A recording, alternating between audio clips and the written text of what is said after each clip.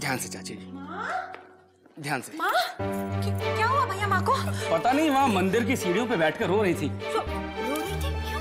क्या हुआ? शायद चक्कर वक्कर आ गया था, इसलिए गिर गई होंगी। चक्कर आ गया? आपको चोट तो नहीं लगी ना माँ? नहीं नहीं नहीं नहीं। माँ चलिए अपने कमरे में चलिए, आराम कीजिए। चलिए भाई। अच्छा मैं चलता हूँ, आप एक काम कीजिए, इन्हें 2 दिन मेरी दुकान की रबड़ी खिलाइए, एकदम भली चंगी हो जाएंगी। क्यों? तुम्हारे दुकान की रबड़ी खा के वो और बीमार नहीं पड़ जाएंगी? चलो चलो अब जाओ यहाँ से। क्या बात कर रही हैं आप? राधा माफ करना, मनोहर थोड़ी परेशान है। अब मनोहर लाख लाख शुक्रिया। अरे शुक्रिया की क्या बात है, हम फैमिली जैसे हैं ना एकदम, तो चिंता मत कीजिए, ध्यान रखिए चाची जी का। मैं चलता हूँ। ओके।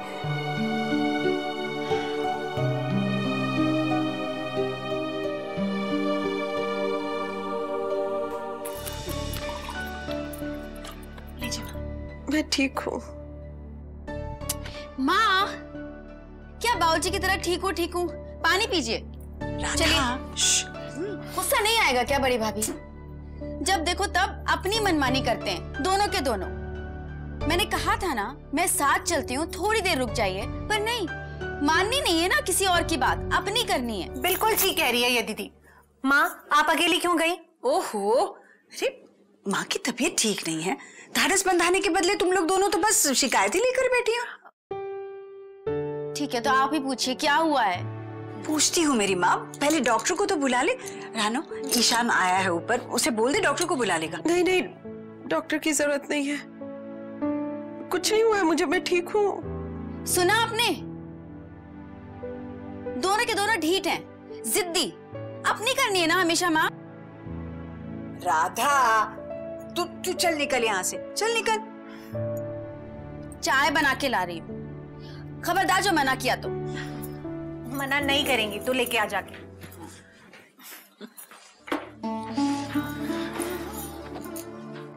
क्या हुआ माँ, क्या बात हो गई? मनोहर भी कह रहा था आप रो रही थी, क्यों? बताइए ना माँ, किसी ने कुछ कहा आपसे?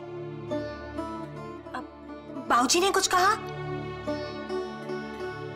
राधा को बोल मुझे नींबू पानी पीना है। हाँ मैं भी।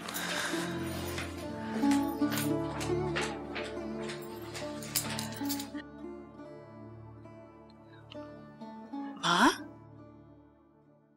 आप उन दोनों के सामने कुछ कहना नहीं चाहती थी? अच्छा आप बताइए क्या बात है, क्या हुआ? पहले तो किवाड़ बैठ गया,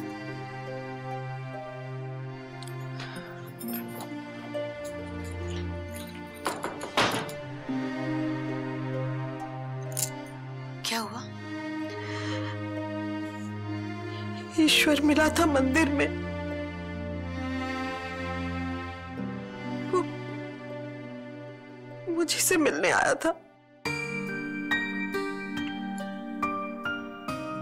फिर रो रहा था, कह रहा था मुझे माफ कर दो, मैं वापस आना चाहता हूँ। आपने क्या कहा? मैं क्या कहती, तुम्हारे बाबूजी की कसम ने बांध रखा था मुझे, अब मैं ममता निभाऊं या पत्नी धर्म?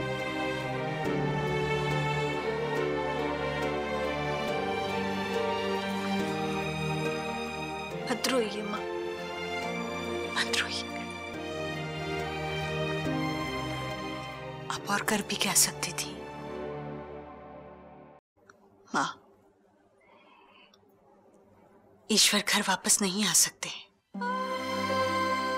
बाबूजी अपना फैसला सुना चुके हैं। और तू क्या चाहती है बड़ी? सूखे तालाब में कंकर मारकर पानी की आवाज सुनना चाहती हूँ।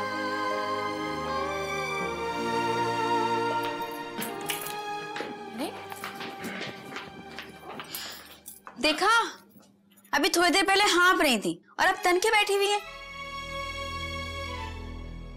देखो तो इन्हें। दीदी आप समझाइए ना माँ को कि आराम करे वो।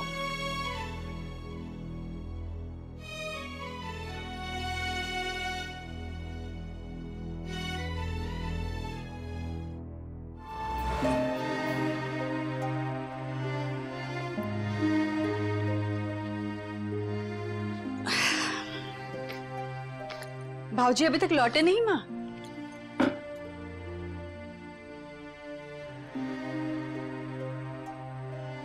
आजकल देख रही हूँ रोज रात देर तक बैठे रहते हैं ना त्रिवेदी चाचा के यहाँ। लगता है आपने डांटना बंद कर दिया है। माँ, मुझसे बात न करने की कसम खाई है क्या? बड़ी, तू इधर बैठ मेरे पास।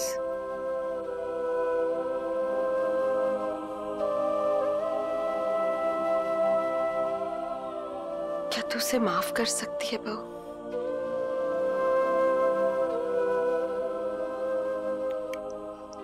किसे? मैं मानती हूँ उसने जो किया बहुत बुरा किया, पाप किया है उसने, पर अब वो प्रायश्चित करना चाहता है तो एक मौका तो मिलना चाहिए ना उसे। इंसान से ही गलतियां होती हैं, लेकिन फिर हम उसे क्षमा भी तो कर देते हैं ना।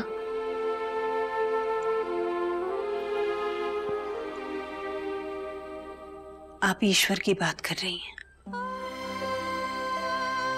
हाँ, ईश्वर की। बहुत पछता रहा है वो। मैंने उसकी आंखों में दर्द को पढ़ा है, तड़प रहा है वो अपने बच्चों के लिए, अपने परिवार, तेरे लिए। ये सब नसीबों का खेल है। इंसान तो बस नसीब के हाथ की कठपुतली है। किस्मत का मारा है बेचारा ईश्वर। मैं जानती हूं तुझे उसकी जरूरत नहीं है बड़ी, लेकिन मैं बहुत खुदगर्ज मां हूं ना।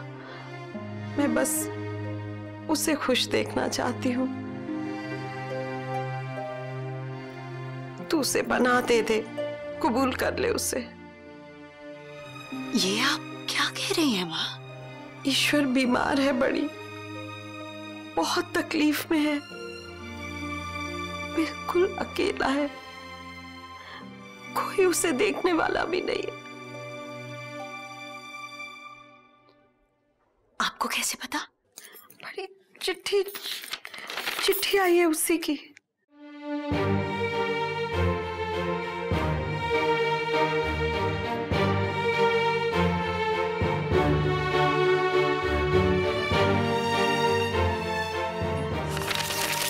ये झूठ है माँ, ये झूठ है माँ। ईश्वर को बस बहाना चाहिए घर लौटने का। ये झूठ है। हो सकता है बड़ी, लेकिन फिर भी तू एक बार मिल ले उससे। देख, मुझे तो तेरे बाबूजी ने कसम दे रखी है, लेकिन तू तो उस कसम से मुक्त है ना। नहीं माँ, ये नहीं हो सकता। क्यों? अरे इंसान की 100 गलतियां तो भगवान भी माफ कर देता है बहू। मैं भगवान नहीं हूं माँ, मैं भगवान नहीं हूं। बड़ी, मेरी खातिर एक बार ईश्वर से मिल ले बड़ी।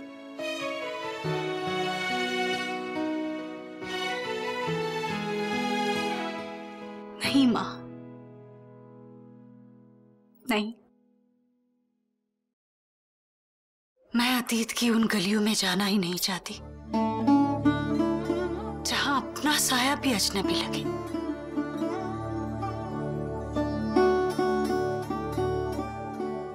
बड़ी मुश्किल से जीना सीखा है माँ।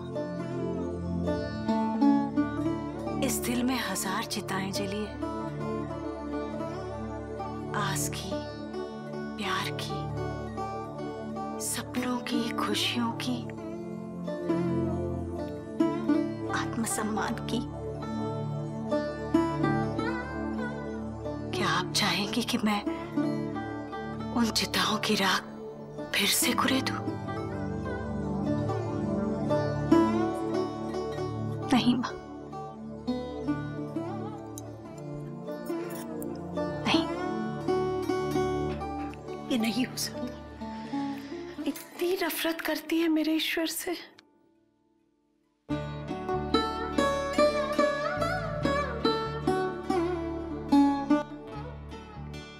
जानती हैं माँ,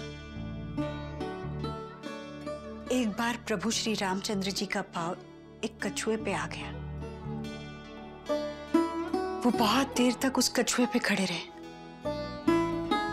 इस बात से अनजान कि उनके पांव के तले एक मासूम कछुआ दबा पड़ा है। बाद में जब उनको पता चला, तब उन्होंने उस कछुए से पूछा कि तुमने मुझे बताया क्यों नहीं कि मैं तुम्हारे शरीर पे खड़ा हूं। तब उस कछुए ने जवाब दिया, आज तक जब भी कोई मेरे शरीर पे पांव रख देता, मेरे मुंह से हे राम निकलता, पर जब स्वयं श्री रामचंद्र जी ने मेरे शरीर पे अपना भार रख दिया, तो भला मैं क्या कहता।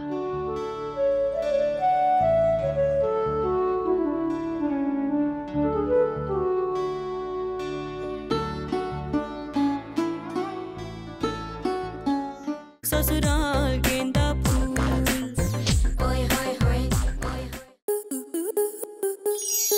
आपके मनोरंजन पर अब नहीं लगेगा कोई ब्रेक।